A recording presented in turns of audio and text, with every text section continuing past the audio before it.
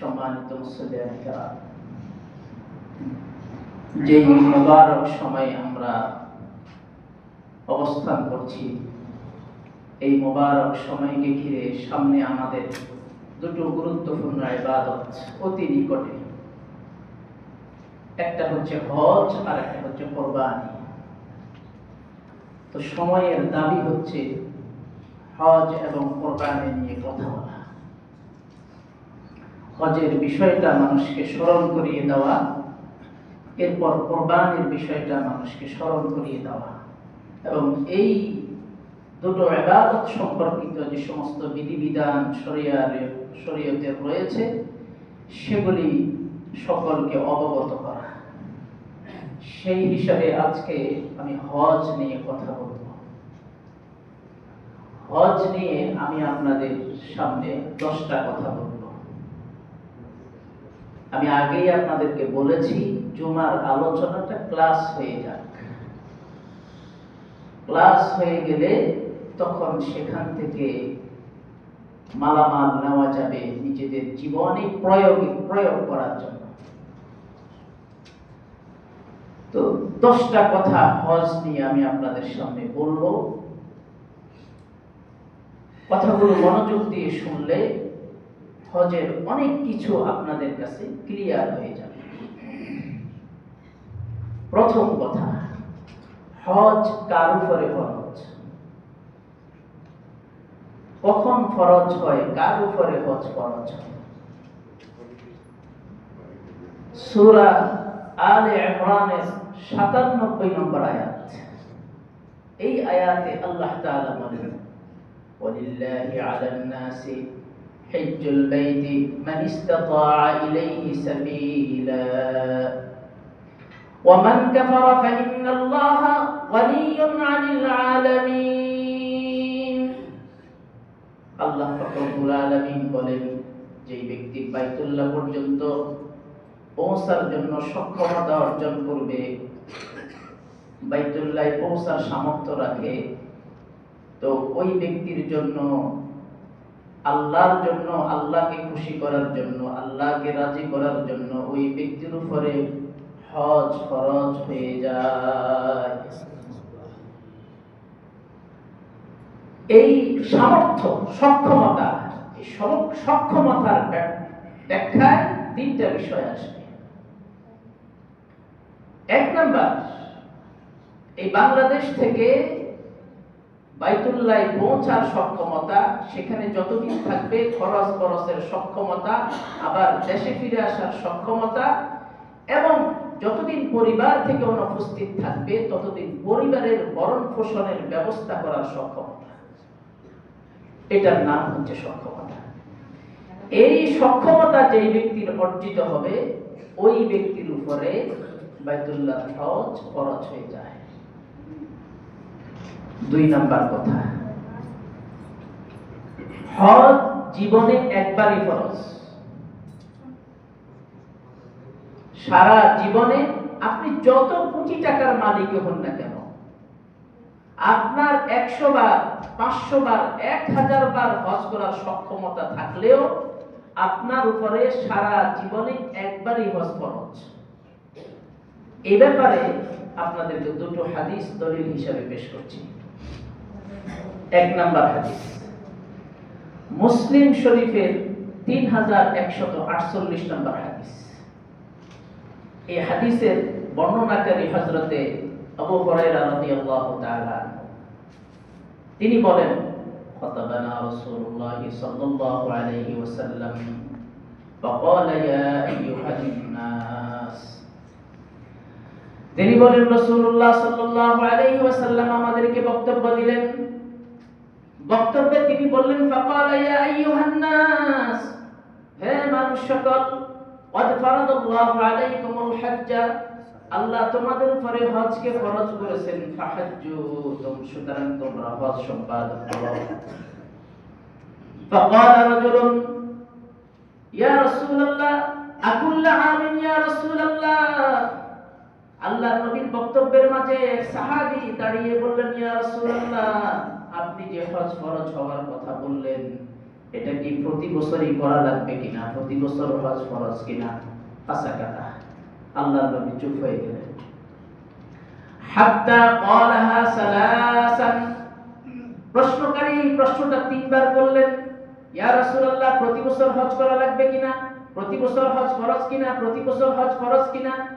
তিনবার প্রশ্নটা করার পরে فقال رسول الله صلى الله عليه وسلم, আল্লাহর নবী বললেন, লাউ কুনতু নাআম লাওয়াজাবাত ওয়া লামাসতাতাতুম, আমি যদি, যেই ব্যক্তি তিনবার প্রশ্ন করেছে তার উত্তরে যদি আমি বলতাম হ্যাঁ, তাহলে তোমাদের উপরে প্রতি বছর হজ ফরজ হয়ে যেত, প্রতি বছর হজ ফরজ হয়ে গেলে তোমরা সেটা আদায় করতে পারতে না। তাহলে এই হাদিস আমাদেরকে মেসেজ দিল যে হজ জীবনে একবারই ফরজ। 2 নাম্বার হাদিস, সুনান ইবনে মাজাহ 2886 নাম্বার হাদিস। এই হাদিসের বর্ণনাকারী আব্দুল্লাহ ইবনে আব্বাস রাদিয়াল্লাহু তাআলা আনহু, তিনি বলেন, আন্নাল আকরা ইবনে হাবিস রাদিয়াল্লাহু তাআলা আনহু সাআলা রাসূলুল্লাহ সাল্লাল্লাহু আলাইহি ওয়াসাল্লাম, হযরত আকরা ইবনে হাবিস আল্লাহর নবীকে প্রশ্ন করলেন, ইয়া রাসূলুল্লাহ, আল হাজ্জু ফি কুল্লি সানাতিন আও মাররাতান ওয়াহিদাতান, ইয়া রাসূলুল্লাহ হজ কি জীবনে একবার ফরজ নাকি প্রতি বছরই করা লাগবে? فقال رسول الله صلى الله عليه وسلم, আল্লাহর নবী বললেন, বাল মাররাতান ওয়াহিদাতান, বরং সারা জীবনে একবার ফরজ।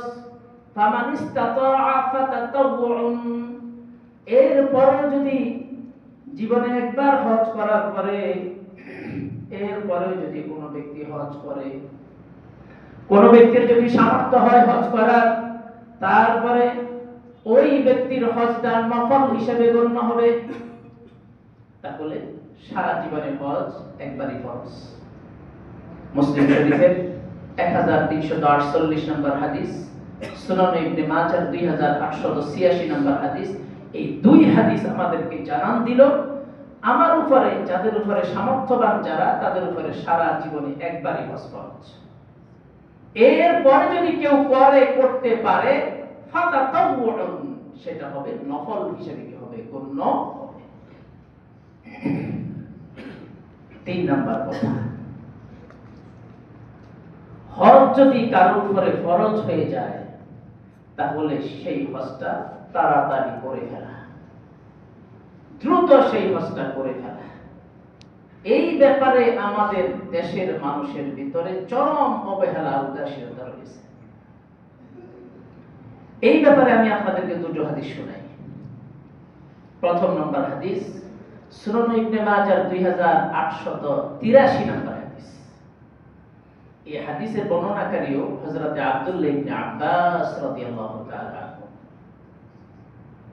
তিনি বলেন, قال رسول الله صلى الله عليه وسلم, আল্লাহর নবী বলেছেন, মান আরাদাল হজ্জ ফালিয়াতাআজ্জাল, যেই ব্যক্তি হজের নিয়ত করেছে, যেই ব্যক্তির উপরে হজ ফরজ হয়েছে, ওই ব্যক্তি যেন হজটা দ্রুত সম্পাদন করে ফেলে, তাড়াতাড়ি করে যেন হজ করে ফেলে।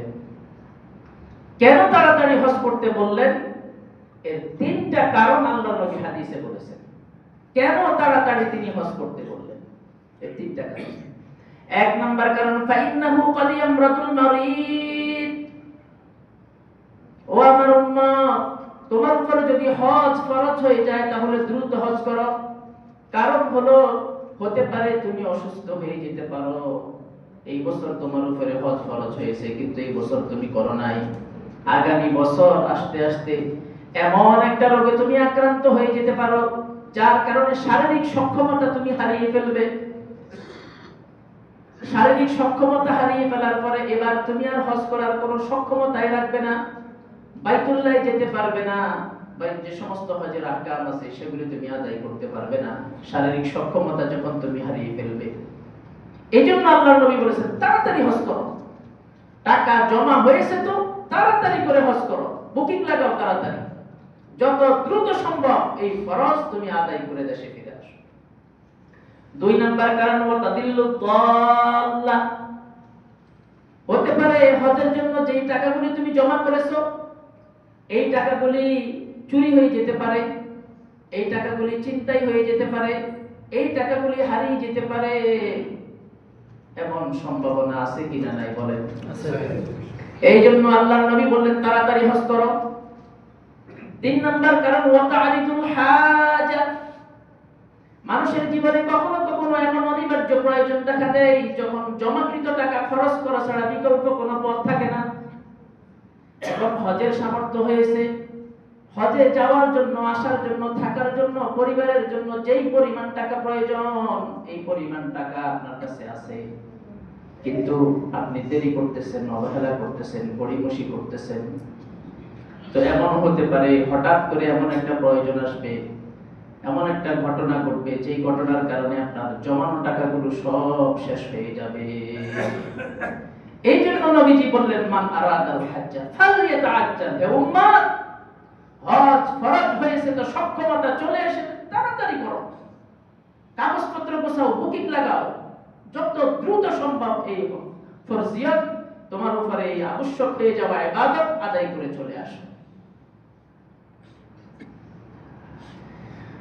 2 নাম্বার হাদিস, সহিহ আত-তারগীব একটা হাদিসের কিতাব আছে, এই কিতাবের 1111 নম্বর হাদিস, আব্দুল্লাহ ইবনে আব্বাস রাদিয়াল্লাহু তাআলা قال رسول الله صلى الله عليه وسلم تعجلوا الى الحج يعني الفريضه, নবীজি বলেন যাদের উপরে হজ ফরজ হয়ে গিয়েছে তোমরা দ্রুত হজ সম্পাদন করো, তাড়াতাড়ি করে হজ সম্পাদন করো, দেরি করলে যে কোনো একটা দুর্ঘটনা ঘটে তুমি হজ থেকে বঞ্চিত হয়ে যাবে। 4 নাম্বার কথা, যারা হজ আদায়ে দেরি করবে, গড়িমসি করবে, অবহেলা করবে, উদাসীনতা প্রদর্শন করবে, তাদেরকে আল্লাহ পাক রব্বুল আলামিন হাদিসে কুদসিতে বঞ্চিত হতভাগা বলেছেন। তারা বঞ্চিত হতভাগা। সহিহ আত-তারগীবের 1166 নম্বর হাদিস, عن ابي سعيد الخدري رضي الله تعالى عنه قال قال رسول الله صلى الله عليه وسلم قال الله تعالى, এটাকে বলে হাদিসে কুদসি। যখন দেখবেন কোন হাদিসের ভিতরে বর্ণনাকারী বলতেছেন আল্লাহর নবী বলেছেন, আল্লাহ তাআলা বলেছেন, তখন এটা হাদিসে কুদসি হয়ে যায়। তো হাদিসে কুদসিতে আল্লাহ তাআলা বলেন ইন্না আবদান ক্বাদ সাহহাহতু লাহু জিসমাহু, আমার বান্দাকে আমি শারীরিক সক্ষমতা দান করলাম, ওয়া ওয়াসসা'তু আলাইহি ফিল মাঈশা, অর্থনৈতিক প্রাচুর্যতা দান করলাম, সক্ষমতা দান করলাম, ইয়ামজি আলাইহি খামসাতু আওয়াম, শারীরিক সক্ষমতা দান করার পরে, অর্থনৈতিক সক্ষমতা দান করার পরে 1 বছর, 2 বছর, 3 বছর, 5 বছর চলে গেছে, লা ইয়াফিদু ইলাইয়া, সে বাইতুল্লাহর হজ করতে আসে না। এই বছর যাবে, আগামী বছর যাবে, এরপরে যাবে, এইভাবে বিভিন্ন ভাবে এটাকে শুধু বিলম্ব করছে। আল্লাহ পাক রব্বুল আলামিন হাদিসে কুদসিতে বলেন লা মাহরুমুন, এই ব্যক্তি বঞ্চিত, হতভাগা। সুতরাং এই সমাজের, এই দেশের, এই শহরের অনেক মানুষের উপরে, অনেক মহিলার উপরে হজ ফরজ হয়ে আছে, কিন্তু নানান অজুহাতে ওনারা সেই হজটাকে বিলম্ব করতেছে। এই কাজ, সেই কাজ, অমুক কাজ, তমুক কাজ, কি কি কারণে হজ বিলম্ব করে একটু পরে আসবে। সুনান দারমি একটা হাদিসের কিতাব আছে, এই কিতাবের 1826 নম্বর হাদিস, قال رسول الله صلى الله عليه وسلم, আল্লাহর নবী বলেন মান লাম ইয়ামনাহু হাজাতুন যাহিরাতুন আও সুলতানুন জাইরুন আও মারাদুন হাবিসুন, যেই ব্যক্তিকে সুস্পষ্ট কোনো প্রয়োজন হজ করতে বাধা দিল না, অত্যাচারী শাসক বাধা দিল না, দুরারোগ্য কোনো ব্যাধি তার সামনে বাধা হয়ে দাঁড়ালো না হজ করতে, এরপরেও সেই ব্যক্তি হজ করলো না, আল্লাহর নবী বলেন ফামান শাআ ইয়াহুদিয়া আও নাসরানিয়া, নবীজি বলেন আমি এই উম্মতের ব্যাপারে কোনো পরোয়া করি না, সে ইহুদি হয়ে মারা যাক অথবা নাসারা হয়ে মারা যাক, নাউযুবিল্লাহ। এই হাদিসে কি উত্তর দিল, কি ইঙ্গিত দিল আল্লাহ নবী, যে যারা টাকা আছে, সক্ষমতা আছে, এর পরেও হজটাকে বিলম্ব করতেছে, দেরি করতেছে, তো হতে পারে এই হজ না করেই মারা যাবে, আবার মারা গেলে বেঈমান হয়ে মারা যাওয়ার সম্ভাবনাটাই বেশি। নাউযুবিল্লাহি মিন যালিক।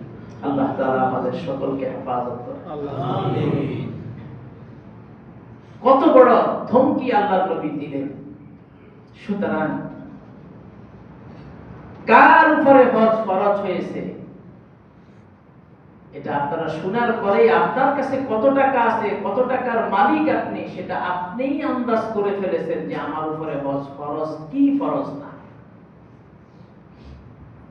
এজন্য যাদের উপরে হজ ফরজ, ওনারা দয়া করে, অনুগ্রহ করে, সবিনয় অনুরোধ করি যে যত দ্রুত সম্ভব এই ফরজ ইবাদত আদায় করে আল্লাহর নবীর সেই ধমকি থেকে বেঁচে আপনার জীবনে আপনি হজ করে একটা সৌভাগ্যপূর্ণ জীবন অর্জন করার জন্য আপনি দ্রুত চেষ্টা করুন। আল্লাহ আমাদের সকলকে তৌফিক দান করুন।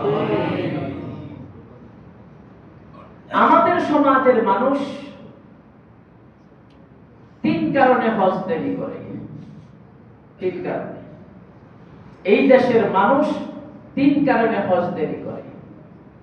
এই তিনটা কারণই হচ্ছে শয়তানের পক্ষ থেকে ধোঁকা। কারণ হজ করার পরে একজন মানুষ তার জীবনে কি পুরস্কার পাবে, যেই পুরস্কারটা পাবে ওই পুরস্কারটা একজন মুমিন পাক, সেটা কখনো শয়তান চায় না। বলে কি পুরস্কার?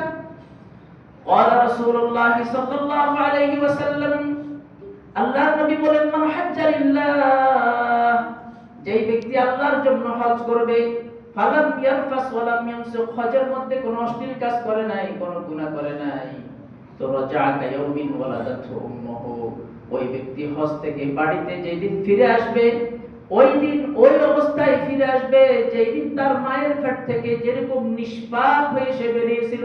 সুবহানাল্লাহ। তো শয়তান তো আমরা নিষ্পাপ হয়ে যাই, এটা কি শয়তান চায়? না। শয়তানের মিশন আর ভিশন হচ্ছে গুনাহের জালে আমাদেরকে জড়িয়ে ফেলা এবং এই অবস্থায় রেখে আমাদেরকে মৃত্যুবরণ করানো। তো শয়তান এখানে আমাদেরকে ধোঁকা দেয় এবং সে যে ধোঁকা দিবে, আল্লাহ পাক রব্বুল আলামিনকে সে চ্যালেঞ্জ করেছে। আল্লাহ তাআলা সেই চ্যালেঞ্জ আমাদেরকে জানিয়ে দিয়েছেন যে শয়তান আমাদেরকে কিভাবে চ্যালেঞ্জ করবে, কিভাবে ধোঁকা দিবে, কোন পদ্ধতিতে করবে, কেমন হবে তার ধোঁকা, সেটা সম্পর্কে আমাদেরকে ধারণা দিয়েছেন। সূরা আরাফের 16 এবং 17 নম্বর আয়াত যদি পড়েন, সেখানে দেখবেন বলা আছে, قال فبما أغويتني لأقعدن لهم صراطك المستقيم ثم لآتينهم من بين أيديهم ومن خلفهم وعن أيمانهم وعن شمائلهم ولا تجد أكثرهم شاكرين। শয়তান আল্লাহ পাক রব্বুল আলামিনকে চ্যালেঞ্জ করে বলেছিল যে আল্লাহ, যাদের কারণে আপনি আমাকে জান্নাত থেকে বের করে দিয়েছেন, আমি তাদেরকে আপনার পর্যন্ত আসতে দিব না, সিরাতুল মুস্তাকিমে আমি বসে থাকবো এবং তাদের ডান দিক থেকে আসবো, বাম দিক থেকে আসবো, সামনের দিক থেকে আসবো, পিছন দিক থেকে আসবো ধোঁকা দেওয়ার জন্য। তো ডান দিক থেকে আসা, পিছন দিক থেকে আসা, সামনের দিক থেকে আসা, চতুর্দিক থেকে আসার ব্যাখ্যাটা কি? ব্যাখ্যা হচ্ছে শয়তান এক একবার এক এক পদ্ধতিতে ধোঁকা দিবে। রোজাদারকে ধোঁকা দিবে এক রকম, যার উপরে হজ ফরজ হয়েছে তাকে ধোঁকা দিবে আরেক রকম, যার উপর কুরবানি ওয়াজিব তাকে ধোঁকা দিবে আরেক রকম। এইভাবে শয়তান আমাদেরকে নিত্য নতুন ধোঁকা দিয়ে, কারণ এক ধোঁকা দিলে তো আমরা বুঝে যাব, এই জন্য লেবাস পাল্টাবে, সুরত পাল্টাবে, মোড়ক পাল্টাবে, প্যাকেট পাল্টাবে, এক একবার এক এক পদ্ধতিতে ধোঁকা দিবে। যেমন করে আমাদের আদম আলা নবিয়িনা আলাইহিস সালাতু ওয়াস সালামকে শয়তান ধোঁকা দিয়েছিল। কিভাবে ধোঁকা দিয়েছিল? 4 পদ্ধতিতে ধোঁকা দিয়েছে। যখন আমাদের আদম আলা নবীনা আলাইহিস সালাতু ওয়াস সালাম জান্নাতে অবস্থান করতেছিলেন, তখন সে 4 পদ্ধতিতে ওনাদেরকে সেই গাছের ফল খাওয়ানোর জন্য চেষ্টা করেছে। আল্লাহ তাআলা সেটা আমাদের সামনে তুলে ধরেছেন, যাতে আমরা আল্লাহর নির্দেশ পালনে শয়তানের পক্ষ থেকে ধোঁকা খাওয়ার ব্যাপারে সতর্ক থাকতে পারি। قال ما نهاكما ربكما عن هذه الشجرة إلا أن تكونا ملكين أو تكونا من الخالدين। শয়তান প্রথমে আদম আলা নবীনা আলাইহিস সালাতু ওয়াস সালামকে এসে বলল, আরে আপনি কি করতেছেন এটা? আল্লাহ তাআলা তো আপনাকে শুধুমাত্র এই গাছের ফল খাওয়ার জন্য নিষেধ করছে, বাকি যে 9টা আছে ওগুলোর ফল খাওয়ার জন্য নিষেধ করে নাই তো। প্রথমে নির্দিষ্ট আর অনির্দিষ্টের প্যাচ দিছে। উদাহরণ দিলে আরো ক্লিয়ার হবে। মনে করেন আল হেলাল মসজিদের সামনে একটা আমের বাগান আছে, এখানে বেশ গাছের ভিতরে আম ধরেছে। কমিটির সিদ্ধান্ত হচ্ছে এই আম যদি কেউ খেতে হয় কিনে খেতে হবে। তো এই মসজিদের খতিব সাহেবের আম গাছের দিকে তাকাইয়া আম খাইতে মন চাইছে। তো এখন শয়তান এসে ওনাকে ধোঁকা দিতেছে, আরে হুজুর আপনি তো বোঝেন নাই, কমিটি বলেছে যে এই গাছটার আম খাওয়া যাবে না, বাকি যে 9টা আছে ওগুলোর খাওয়া যাবে, আর এই গাছটার যদি খেতে হয় কিনে খেতে হবে। বাস নির্দিষ্ট অনির্দিষ্টের প্যাচ শয়তান দিয়ে দিছে। তো আদম আলাইহিস সালামকে বলে যে আরে আপনাকে তো এই নির্দিষ্ট এই গাছটার ফল খেতে নিষেধ করেছেন, এছাড়া বাকি যে 9টা গাছ আছে বাকি গাছগুলোর ফল খেতে নিষেধ করেন নাই তো, আপনি কেন শুধু শুধু বসে আছেন? এই ধোঁকায় ওনাকে ফেলতে পারলো না। এই ধোঁকায় যখন ফেলতে পারলো না, এবার 2য় নম্বর পদ্ধতিতে গেছে, মোড়ক পাল্টাইছে। ওই যে এক একবার এক এক পদ্ধতি ধোঁকা দিবে। এইবার এসে বলে ইল্লা আন তাকুনা মালাকাইনি আও তাকুনা মিনাল খালিদিন। আদম আলাইহিস সালাম, আপনি জানেন কেন আল্লাহ তাআলা আপনাকে এই গাছের ফল খেতে নিষেধ করেছেন? জানেন, এই গাছের ফল খেলে আপনি ফেরেশতা হয়ে যাবেন। দেখছেন কি ব্যাখ্যাটা দিয়েছে, কি মার্কাসটা দিয়েছে। এই গাছের যদি ফল আপনি খান তাহলে আপনি ফেরেশতা হয়ে যাবেন। আল্লাহ চান না আপনি ফেরেশতা হয়ে যান।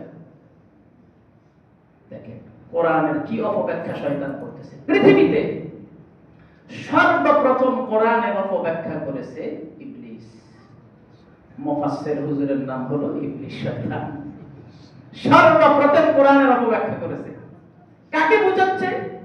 আরে আল্লাহর নবীকে বুঝাচ্ছে কোরআনের অপব্যাখ্যা করে, যে আপনি ফেরেশতা হয়ে যাবেন, এই জন্য আল্লাহ তাআলা চান না আপনি এই গাছের ফল খান, খেলেই তো আপনি ফেরেশতা হয়ে যাবেন।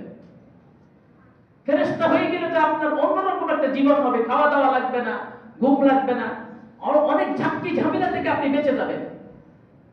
আহলুস সুন্নাত ওয়াল জামাআতের আকীদা হচ্ছে ফেরেশতাদের চাইতে নবীদের মর্যাদা বেশি। বলেন সুবহানাল্লাহ। ফেরেশতাদের চাইতে নবীদের মর্যাদা বেশি। আচ্ছা বলেন, এই যে শয়তান বলল যে আপনি ফল খেলে ফেরেশতা হয়ে যাবেন, আল্লাহ চান না ফেরেশতা হয়ে যান, যদি নবীদের চাইতে ফেরেশতার চাইতে নবীর মর্যাদা বেশি হয়, তো আদম আলা নবীনা আলাইহিস সালাতু ওয়াস সালাম এই ফল খেয়ে ফেরেশতাদের চাইতে ওনার চাইতে কম মর্যাদার অধিকারী হতে যাবেন কোন দুঃখে? কোন দুঃখে তিনি কম মর্যাদার অধিকারী হতে যাবেন? ওনার মর্যাদা তো বেশি, ফেরেশতাদের চাইতে ওনার মর্যাদা বহু উঠতে। এই ধোঁকায় ও ফেলতে পারলো না। তো এইবার 3 নাম্বার ধোঁকা। 3 নাম্বার ধোঁকা কি? 3 নাম্বার ধোঁকা হলো আও তাকুনা মিনাল খালিদিন। তো জানেন আপনাকে কেন নিষেধ করেছেন এই ফল খেতে? এই ফল খেলে আপনি জান্নাতে চিরস্থায়ী হয়ে যাবেন। আল্লাহ তাআলা চান না আপনি জান্নাতে চিরস্থায়ী ভাবে থাকেন। চিন্তা করছেন ব্যাপারটা? আপনি চিরস্থায়ী হয়ে যাবেন, এই জন্য আল্লাহ তাআলা চান না। আচ্ছা আল্লাহ তাআলা কি আদম আলা নবীনা আলাইহিস সালাতু ওয়াস সালামকে জান্নাতে থাকার জন্য বানিয়েছেন নাকি দুনিয়ায় পাঠানোর জন্য বানিয়েছেন? দুনিয়ায় পাঠানোর জন্যই তো বানিয়েছেন। গুরুত্বপূর্ণ একটা প্রশ্ন জানবে এখানে। যদি দুনিয়ায় পাঠানোর জন্যই বানিয়ে থাকেন, তাহলে জান্নাতে কেন পাঠাইলেন? শয়তানের সাথে এরকম ধাক্কাধাক্কি, ধোঁকা, প্রতারণা শিকার হওয়ার কি দরকার ছিল? বানিয়ে ডাইরেক্ট দুনিয়াতে পাঠাই দিলে তো চলতো। কেন দুনিয়াতে পাঠালেন? আরে জান্নাতে কেন বসবাস করতে দিলেন? একটা প্যাস লাগে না? এই প্যাসের একটা উত্তর আছে, সেটা শুনেন। সূরা, ভাই সময় হলে আমাকে বলবেন, সূরা তাওবার 111 নম্বর আয়াত। আল্লাহ তাআলা এখানে বলেন, ইন্নাল্লাহা আশতারা মিনাল মুমিনিনা আনফুসাহুম ওয়া আমওয়ালাহুম বিআন্না লাহুমুল জান্নাহ। আল্লাহ তাআলা মুমিনদের থেকে তাদের জান এবং মাল ক্রয় করে নিয়েছেন, বিনিময়ে তাদের জন্য জান্নাত। তাহলে আমাদের জান মাল আল্লাহ তাআলা ক্রয় করে নিয়েছেন, বিনিময়ে আমাদের জন্য জান্নাত। সুবহানাল্লাহ। জান্নাত পাওয়ার জন্য কে কে রাজি আছেন? হাত তুলুন তো। কিনার জন্য রাজি আছেন তো? ইনশাআল্লাহ। এখন মাসআলা বলেন, না দেখে কিনা জায়েজ আছে? না দেখে কিনা জায়েজ আছে? না। কোন জিনিস না দেখে কিনা জায়েজ আছে? না। পুকুরের মধ্যে মাছ আছে, আপনাকে বিক্রেতা এসে বলল যে এখানে 5 মণ মাছ আছে, বাস আপনি টাকা দিয়ে দেন, জায়েজ হবে এটা? না, জায়েজ হবে না। কারণ পণ্য যতক্ষণ পর্যন্ত পণ্যের পরিমাণ মিকদার নির্ধারণ না থাকবে এবং পণ্যটা সরাসরি সামনে উপস্থিত না থাকবে, ততক্ষণ পর্যন্ত এইভাবে না দেখে পণ্য ক্রয় করাটা কোনোভাবেই জায়েজ নাই। তো আমরা যে জান্নাত কিনে ফেললাম আল্লাহ তাআলার কাছ থেকে, দেখে কিনলাম নাকি না দেখে কিনলাম? না দেখে। দেখেই কিনেছেন। বলে দেখলাম কোথায়? আমাদের আদি পিতা আদম আলা নবিয়িনা আলাইহিস সালাতু ওয়াস সালাম কে জান্নাত দেখাইয়া আল্লাহ তাআলা ওই আমাদেরও দেখার কি করে দিলেন? দায়িত্ব আদায় করে দিলেন। ব্যাপারটা এমন হয়েছে আর কি, ব্যাপারটা এমন হয়েছে, উদাহরণ বোঝেন, ক্লিয়ার হয়ে যাবে। আপনাদের এলাকায় কোনো মেয়ের যদি বিয়ে শাদীর কথাবার্তা চলে, তো ছেলের বাড়িঘর দেখার জন্য কে যায়? মেয়ে যায় না বাবা যায়? বাবা যায়। বাবা, খালু, মামা এরা সকলে যায়। এবং যারা ভদ্র মেয়ে, রক্ষণশীল মেয়ে, ভদ্র মেয়ে, তাদের কাছে যদি বলা হয়, তো তারা বলে যে আমি এগুলো কিছুই জানি না, তোমরা যা ইচ্ছা তাই করো, তোমরা যেটা করবে ওটাই। তাহলে বাপ সে বলে যে তোমার দেখাই আমার দেখা, মেয়েটা বলে তোমার পছন্দই আমার পছন্দ, এইভাবে মেয়ে উত্তর দেয়। তো দ্রুত ভাবে আদম আলাইহিস সালামের দেখাটাই আমাদের দেখা, আদম আলাইহিস সালামের পছন্দই আমাদের পছন্দ, নাকি অন্যরকম? না। আমরা আমাদের পিতার বাধ্যগত সন্তান না? জি। আর যদি অবাধ্য সন্তান হয়, তখন বলে কি জানেন, একটু উল্টা পাল্টা হলে রাখো তোমার, আমি আগে ছেলের সাথে কথা বলবো, ওই ফোন করা অমুক হোটেলে দেখা করবো, তার সাথে কথা বলবো, আমার পছন্দ হলে তারপরে কথা হবে, এভাবে কি বলে। তো আল্লাহ পাক রব্বুল আলামিন জান্নাত থেকে ঘুরাইয়া এই জন্যই নিয়ে আসছেন, যাতে করে আমাদের বিরুদ্ধে এই আপত্তি কেউ করতে না পারে যে জান্নাত আমরা না দেখে কেনার জন্য রেডি হয়ে গেছি, বরং আমরা দেখেই কেনার জন্য রেডি হয়ে গেছি। কে দেখেছেন? আমাদের মাতা পিতা দেখেছেন, বাস ওনাদের দেখাটাই আমাদের দেখা। তো এই ধোঁকাতেও ওনাকে ফেলতে পারলো না। যখন ফেলতে পারলো না, তখন এবার চতুর্থ নাম্বার ধোঁকা। কি ধোঁকা? এইবার একবারে জুব্বা টুব্বা লাগাইয়া, পাগড়ি টাগড়ি লাগাইয়া জান্নাতের সামনে আইসা বলতেছে, ওয়া কাসামাহুমা ইন্নী লাকুমা লামিনান নাসিহিন। ভাই আল্লাহর কসম, আমি আপনাদের জন্য কল্যাণকামী, বিশ্বাস করেন আমি আপনাদের জন্য একজন সুপরামর্শদাতা, এই গাছের ফল খেলে আপনার অনেক লাভ হবে, ফায়দা হবে। এইভাবে যখন বুঝাইলো, শেষ ধোঁকাটায় পড়ে গেলেন। একটা নেক্সুরত করছে, হিতাকাঙ্ক্ষী সাজছে। তো ওনারা মনে করছে যে আসলেই তো মনে আমাদের হিতাকাঙ্ক্ষী, আমাদের তো শত্রু না। যখন খেয়ে ফেললো, তখন আল্লাহ তাআলা ডাক দিলেন, ওয়ানাদাহুমা রাব্বুহুমা আলাম নানহাকুমা আন তিলকুমা শাজারা ওয়া কুল লাকুমা ইন্না শাইতানা লাকুমা আদুউম মুবিন। হে আদম হাওয়া, আপনাদের কি বলি নাই, নিষেধ করি নাই, এই গাছের কাছে যাবেন না, এই গাছের ফল খাবেন না? খেয়ে তো ফেললেন। ইন্না শাইতানা লাকুম আদুউন, শয়তান আপনাদের প্রকাশ্য শত্রু। তো আমাদের আদি পিতাকেও শয়তান বিভিন্ন লেভেলে ধোঁকা দিয়েছে। বর্তমান হাজী সাহেবদেরকে শয়তান বিভিন্ন মোড়কে বিভিন্ন প্যাকেটে ধোঁকা দেয়। আসল জায়গায় আসছে এখন। কিভাবে ধোঁকা দেয়?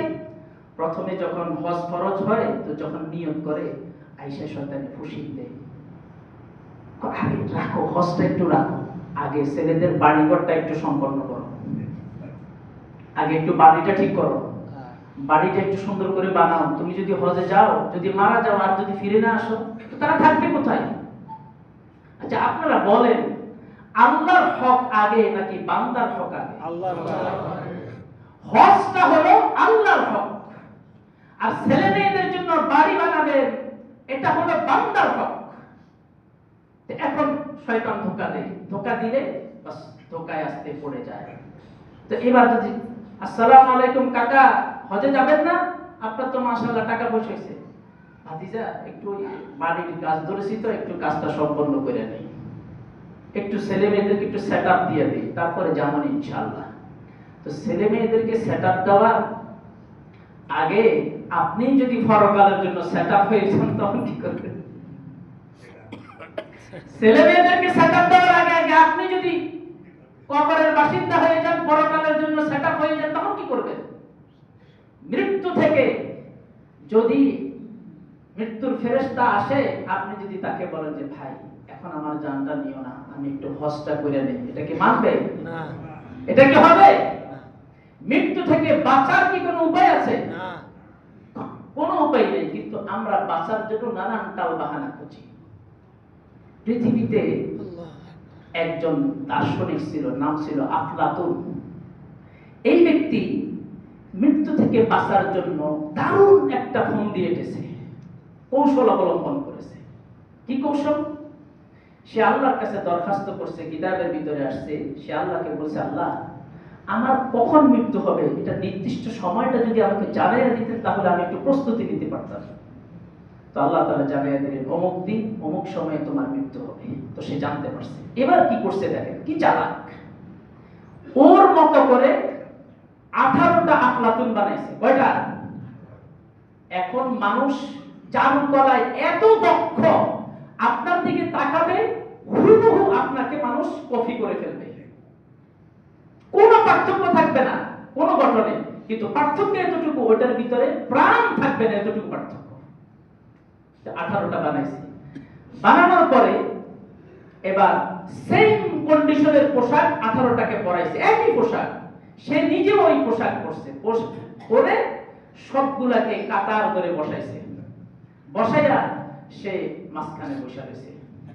এখন এগুলোর দিকে তাকাইলে ও সহ 19টা আফলাতুনের দিকে তাকাইলে কোনটা আসল আফলাতুন সেটা চেনা বড় মুশকিল, চেনার কোনো উপায় নাই।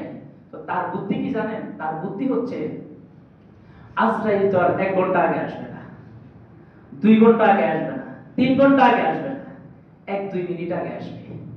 1-2 মিনিট আগে আসলে যখন 18টা আফলাতুন 19টা আফলাতুনের দিকে তাকাবে, কোনটা আসল আফলাতুন এটা চিনতে চিনতে তার সময় চলে যাবে। চিন্তা করতে ব্যাপারটা, চিনতে চিনতে তার কি চলে যাবে?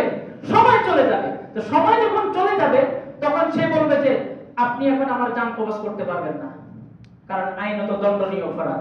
আল্লাহ তাআলা বলতে নির্দিষ্ট সময়ে কি হবে? জান কবজ হবে। সময় ওভার হয়ে গেছে, আমার জান কবজ করা যাবে না। এই বুদ্ধি সে আসছে। তো মৃত্যুর 2 মিনিট আগে আজরাইল আসছে। আয়েশা বলতেছে, আফলাতুন তুমি তো বুদ্ধির একবারে চরম পরাকাষ্ঠা প্রদর্শন করেছো, এত বুদ্ধি তোমার। তবে এই কৃত্রিম ভাবে বানানো এই আফলাতুন গুলার মধ্যে আর তোমার মধ্যে একটা পার্থক্য আছে। যখন এই কথা বলছে, তখন আসল আফলাতুন কি পার্থক্য ধরা খাইয়া গেছে কিনা? তো পার্থক্য এটা যে ও কথা বলতে পারে আর তুমি কথা বলতে পারো, আর এই 18টা আফলাতুন কথা বলতে পারে না। পার্থক্য এটাই, বাস তারা খেয়ে গেছে। ইন্না আজাল্লাহি ইযা জাআ লা ইউআখির লাউ কুনতুম তা'লামুন। সময় যখন আসবে 1 সেকেন্ড এদিক সেদিক হবে না, বাস সঠিক সময়ে জামগমজ হয়ে গেছে। বাঁচতে চেয়েছিল, বাঁচতে পারে নাই। কথা বলতেছিলাম, আপনি যে বাড়ি বানানোর নামে ছেলে মেয়ের সেটআপের কথা চিন্তা করেন, তো আপনার সেটআপ হয়ে গেলে কি করবেন? হজ কি হবে? 2 নাম্বার যে ধোঁকা দেয়, রাখেন তো, মেয়েটা বিয়ে শাদীর বয়স হয়েছে, ছেলেটা বিয়ে শাদীর বয়স হয়েছে, ওদেরকে একটু বিয়ে শাদী দিয়ে তারপরে হজের চিন্তা করে, এটা আরেকটা ধোঁকা। অথচ উচিত হচ্ছে বিয়ে শাদীর যদি বয়স হয়, আপনার কাছে হজের টাকাও থাকে, বাইতুল্লাহ যায়া গিলাফটা ধরবেন, ধইরা বলবেন যে আল্লাহ, মেয়েটারে কত ভালোবাসি, মেয়েটার জন্য এমন একটা ছেলে দাও যাতে তার জীবনটা সুন্দরভাবে চলে, ছেলেটার জন্য এমন একটা পাত্রীর ব্যবস্থা করো যাতে জীবনটা খুব সুন্দরভাবে যায়। এটা তো দরকার। এই বুদ্ধি শয়তান দিবে না। শয়তান বলবে যে বিয়ে শাদী দাও, বিয়ে শাদী দাও তো ফরজ। এই বুদ্ধি দিয়া আপনাকে হজ থেকে বিরত রাখবে। 3 নম্বরে যে ধোঁকা দিবে, আরে এত তাড়াতাড়ি কিসের হজ, বয়স হয়েছে নাকি এখনো? আগে একটু বয়স হয়ে নে, দাড়ি চুল একটু পেকে নে। তো আমাদের দেশের মানুষদের অবস্থা কি জানেন? অবস্থা হচ্ছে হজ ওই অবস্থায় করতে যায় যখন হাতে কাজ করে না, পায়ে কাজ করে না, চোখে কাজ করে না, নানান দুর্বলতা তাকে আষ্টে পৃষ্ঠে জড়িয়ে ধরে, তখন হজ করতে যায়। যাওয়ার পরে এবার যাদের সাথে যায় ওদেরকেও বিপদে ফেলে, উনি নিজেও বিপদের মধ্যে পড়ে, হজের কাজগুলি করতে পারে না ঠিক করে। এই হচ্ছে আমাদের অবস্থা। শয়তান আমাদেরকে কি করে? এইভাবে ধোঁকা দেয়। তো আমরা আমাদের যাদের উপরে হজ ফরজ হয়েছে, আমরা হজটাকে বিলম্ব করব না। কয় নাম্বার কথা গেল? 4 নাম্বার কথা। 5 নাম্বার কথা।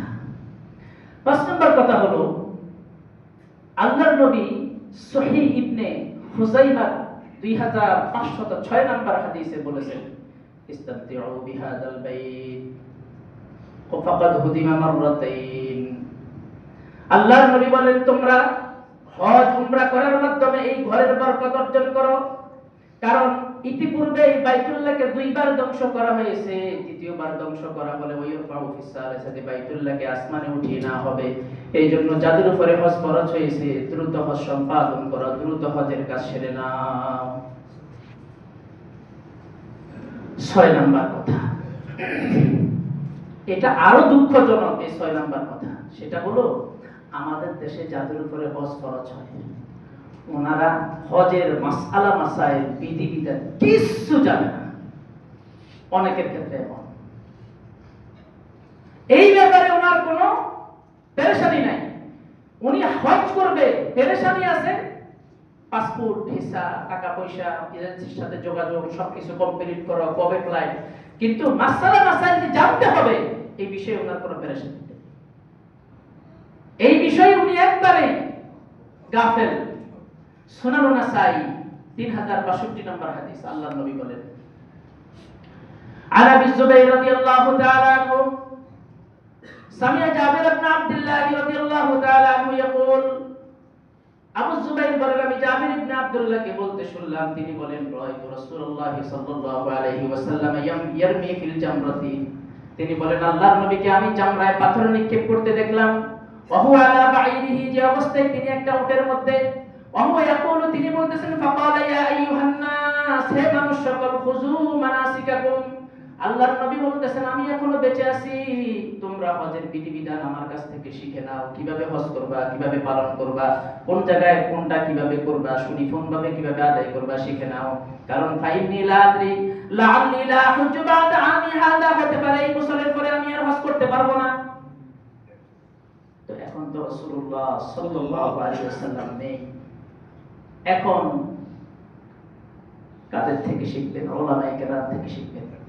হজের প্রশিক্ষণ হয়, সেখানে যাবেন। হজ যখন হজের নিয়ত করবেন, এইবার খোঁজ লাগাইবেন, বিধিবিধান শিখার বইপত্র পড়বেন, প্রশিক্ষণে যাবেন, সুন্দর করে সবকিছু আয়ত্ত করে নেবেন, যাতে করে হজ্জে মাবরুর আপনার জন্য অর্জন হয়। হজ্জে মাবরুরের যে সমস্ত ব্যাখ্যা দেওয়া হয়েছে, এর ভিতরে এটাও একটা ব্যাখ্যা যে হজের বিধিবিধানগুলি যেটা যেখানে আছে ঠিক সেভাবে সুন্দরভাবে আদায় করার নাম হচ্ছে হজ্জে মাবরুর, যার প্রতিদান হচ্ছে জান্নাত। লাইসা লাহু জাযাউন ইল্লাল জান্নাহ, হজ্জে মাবরুরের প্রতিদান হলো জান্নাত। 6 নাম্বার কথা গেল, 7 নাম্বার কথা ভাই সময় হলে বললেন নির্দিষ্ট সময়ে ছেড়ে দিব, বয়ান কতটুকু বাকি আছে না আছে ওইটা দরকার নেই। 7 নাম্বার কথা, 7 নাম্বার কথা হচ্ছে হজের মধ্যে 3টা কাজ নিষিদ্ধ, কঠিনভাবে নিষিদ্ধ। সূরা বাকারার 197 নম্বর আয়াতে আল্লাহ তাআলা বলেন, ফামান ফারাদা ফীহিন্নাল হাজ্জা ফালা রাফাসা ওয়ালা ফুসুকা ওয়ালা জিদালা ফিল হজ্জ। যে ব্যক্তি এই সময়গুলোতে নিজের উপরে হজকে ফরজ করে নিল, সিদ্ধান্ত নিল যে এই বছর জিলহজ মাসে হজ করবে, তো এইভাবে সিদ্ধান্ত যে ব্যক্তি নিল, আল্লাহর নবী বলেন সেই ব্যক্তি হজে যাওয়ার পরে সে ফালা রাফাসা, কোনো অশ্লীল কথাবার্তা বলতে পারবে না, অশ্লীল কোনো কাজ করতে পারবে না, ওয়ালা ফুসুকা, কোনো গুনার কাজ করতে পারবে না, ওয়ালা জিদালা ফিল হজ্জ, হজের মধ্যে কোনো ঝগড়াঝাটি চলবে না। এই 3টা এগুলি শর্ত, এগুলির কোনো একটা যদি আপনার দ্বারা সংগঠিত হয়, হজ্জে মাবরুরের খাতা থেকে আপনার নাম কাটা। অনেক ক্ষেত্রে আপনাকে এগুলোর জন্য দম দিতে হবে, কাজের আপনার অপরাধের মাত্রা অনুসারে আপনার উপর বিভিন্ন জরিমানা আসবে। এই 3টা কাজ নিষিদ্ধ। একটা দুঃখের কথা আপনাদেরকে বলি, সাধারণ মানুষ তো করতেই পারে, কিন্তু এখন আমরা দেখছি এই মোবাইল নামক এই অভিশাপের কারণে অনেক আলেমকেও দেখছি এই অপরাধটা করতেছে। সেটা কি? অত্যন্ত দুঃখজনক বিষয়টা দেখেন, খেয়াল করেন। যেদিন হজের জন্য রওনা হবে, তো বাসা থেকে নামার পরে বাসার সামনে দাঁড়িয়ে ছবি একটা তুলছে, তুলে ফেসবুকে একটা স্ট্যাটাস দিয়ে দিছে, আল্লাহর রহমতে বাইতুল্লাহ হজের উদ্দেশ্যে রওনা হচ্ছে। আচ্ছা, আপনি কি আল্লাহর জন্য হজ করতেছেন নাকি মানুষকে জানানোর জন্য হজ করতেছেন? আল্লাহর জন্য। স্ট্যাটাস কেন দিলেন? হুজুররা করতেছে, হুজুর আমার মতো হুজুর আপনাদেরকে বাদ দিলেন। এবার আরো কি হচ্ছে, আরো আস্তে আস্তে জঘন্যর দিকে যাচ্ছে। এয়ারপোর্ট যাওয়ার পরে যখন ইহরামের কাপড়টা পরে এবার বিমানের সিটে বসে আরেকটা ছবি। এখন তো এটা তো সহজ, নিয়ে তারপরে এবার আরেকটা স্ট্যাটাস, আল্লাহর রহমতে ইহরামের কাপড় পরিধান করে বাইতুল্লাহর উদ্দেশ্যে এখন বিমানের সিটে বসে আছে। কি রে ভাই, এগুলো কি হজের কাজ? ইহরাম পরার পরে আপনার কাজ কি? লাব্বাইক আল্লাহুম্মা লাব্বাইক লা শারীকা লাকা লাব্বাইক ইন্নাল হামদা ওয়ান নি'মাতা লাকা ওয়াল মুলক লা শারীকা লাকা লাব্বাইক। আপনার কাজ তো এটা, আপনি এগুলো কি করতেছেন? আরো আশ্চর্যের বিষয় হলো, বাইতুল্লাহে পৌঁছার পরে সেই বাইতুল্লাহর সামনে দাঁড়িয়ে ছবি তুলে পোস্ট করে আল্লাহর রহমতে এই মাত্র তাওয়াফ সম্পন্ন করলাম। আচ্ছা, ছবি তোলা বিনা প্রয়োজনে ছবি তোলা জায়েজ নাকি না জায়েজ? তো না জায়েজ হলে আপনি যে হজের সফরে এই কাজগুলো করতেছেন, কেন করতেছেন? এবার মিনায় যাওয়ার পরে একটা পোস্ট, আরাফায় যাওয়ার পরে পোস্ট, মুজদালিফায় যাওয়ার পরে পোস্ট, মাকামে ইব্রাহিমের পাশে দাঁড়িয়ে পোস্ট, এইভাবে জাবালে রহমতে দাঁড়িয়ে পোস্ট, যত জায়গায় যাবে সব জায়গায় ছবি তুলে তুলে পোস্ট দিতেছে। আর আল্লাহ কি বলতেছে? ফামান ফারাদা ফীহিন্নাল হজ্জ ফালা রাফাসা ওয়ালা ফুসুকা ওয়ালা জিদালা ফিল হজ্জ। যেই ব্যক্তি নিজের উপরে হজকে ফরজ করে নিয়েছে, সেখানে কোনো অশ্লীল কর্মকাণ্ড চলবে না, গুনাহের কাজ চলবে না, ঝগড়া বিবাদ চলবে না। তা আপনি মোবাইল একটা নিয়ে নিয়ে খালি ছবি তুলছেন, খালি ছবি, কিন্তু অপরাধ না? আল্লাহ তাআলা আমাদেরকে এই অবস্থা থেকে আমাদেরকে হেফাজত করুন, আমিন। 8 নাম্বার কথা, হজের মধ্যে ভাই সময় হলে বলেন, হজের মধ্যে উত্তম হজ হচ্ছে হজ্জে তামাত্তু। এমন কোনটা আপনাকে অপরিহার্যভাবে করতে হবে। হজ 3 প্রকার, একটা হজ্জে তামাত্তু, হজ্জে কিরান, হজ্জে ইফরাদ। হজ্জে তামাত্তু হচ্ছে উত্তম। সহিহ ইবনে খুযাইমা 3920 নম্বর হাদিস। قالت لي ام سلمة رضي الله تعالى عنها سمعت رسول الله صلى الله عليه وسلم يقول, সালামা বলেন আমি আল্লাহর নবীকে বলতে শুনেছি, ইয়া আলা মুহাম্মাদিন, হে মুহাম্মাদের পরিবার, মান হাজ্জা মিনকুম, যে তোমাদের থেকে যে ব্যক্তি হজ করবে, ফালইউহিল্লা বিউমরাতিন ফি হাজ্জাতিন, সে যেন প্রথমে আগে উমরার জন্য ইহরাম বাঁধে, উমরার জন্য ইহরাম বাঁধার পরে এরপরে হজের জন্য হজ সম্পাদন করে। তার মানে প্রথমে উমরার জন্য ইহরাম বেঁধে উমরা করে হালাল হয়ে তারপরে আবার হজের জন্য কি করবে? ইহরাম বাঁধবে। যারা হজে গিয়েছেন তারা এই বিষয়টা আশা করি বুঝে গেছেন। যারা হজে যাবেন হজ্জে তামাত্তু করার জন্য চেষ্টা করবেন, এটা উত্তম। রাসূলুল্লাহ ওনার পরিবারকে উদ্দেশ্য করে এটার কথা বলেছেন। ৯ নম্বর কথা, হজ কবুল হওয়ার জন্য মৌলিকভাবে দুটো শর্ত আছে। এই শর্তগুলি অবশ্যই আমাদেরকে পালন করতে হবে। ১ নম্বর শর্ত হলো হজের টাকাটা সম্পূর্ণভাবে পিওর হতে হবে। এই জায়গায় ভেজাল লেগে যায়, এক্ষেত্রে সতর্ক থাকতে হবে। প্রয়োজনে সময় লাগুক, ওই হালাল টাকাটাই ধীরে ধীরে ধীরে ধীরে আপনি সেভ করতে থাকেন।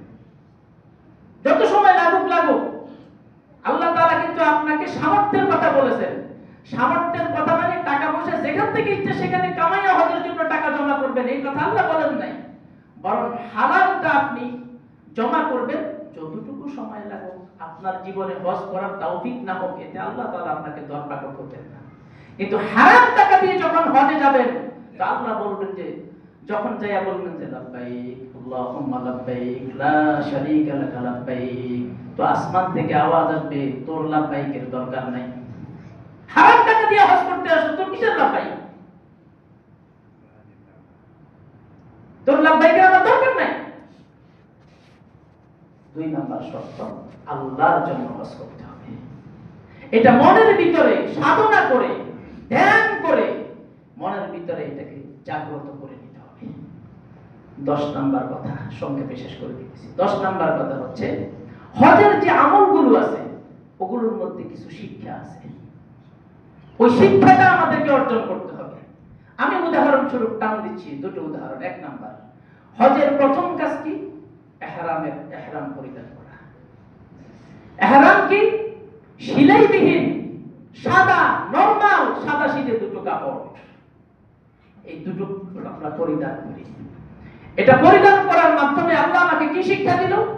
যে বান্দা দেখো, আমার নৈকট্য অর্জন করতে হলে, আমাকে রাজি খুশি করতে হলে কিন্তু ভাবসাবের প্রয়োজন নাই, বাহ্যিক চাকচিকের দরকার নাই, হাত ডাকের দরকার নাই। সাদা সিধে ভাবে আমার কাছে আসবা, আমি এটাই পছন্দ করি। তুমি আমার গোলাম, গোলামের মতো আসবা। আল্লাহর কাছে ভাবসাব নিয়ে আসার চেষ্টা করবা না, ভাবসাব নিয়ে আসার চেষ্টা করবা না। এবং এই ইহরামের কাপড় আমাদেরকে মৃত্যুর কথা স্মরণ করিয়ে দেয়। আমি যখন যেদিন মারা যাব, আমাকে এই কাপড়ে তো জড়ানো হবে, এই কাপড়েই তো, এই সাদা এই কাপড় নরমাল, এটাতে আমাকে জড়িয়ে দেওয়া হবে। এই জন্য বাহ্যিক চাকচিক্য পরিহার করতে হবে। আর এই ইহরামের কাপড় পরিধান করার সাথে সাথে মৃত্যুর কথা স্মরণ করে মৃত্যুর জন্য সবসময় প্রস্তুত থাকতে হবে। আল্লাহ পাক রব্বুল আলামিন আমাদের সকলকে তৌফিক দান করেন। সময়টা শেষ হয়ে গিয়েছে। আল্লাহ তাআলা আমাদের সকলকে যাদের উপরে হজ ফরজ হয়েছে সেই হজটা দ্রুত আদায় করার তৌফিক দান করুন। আসসালামু আলাইকুম ওয়া রাহমাতুল্লাহ।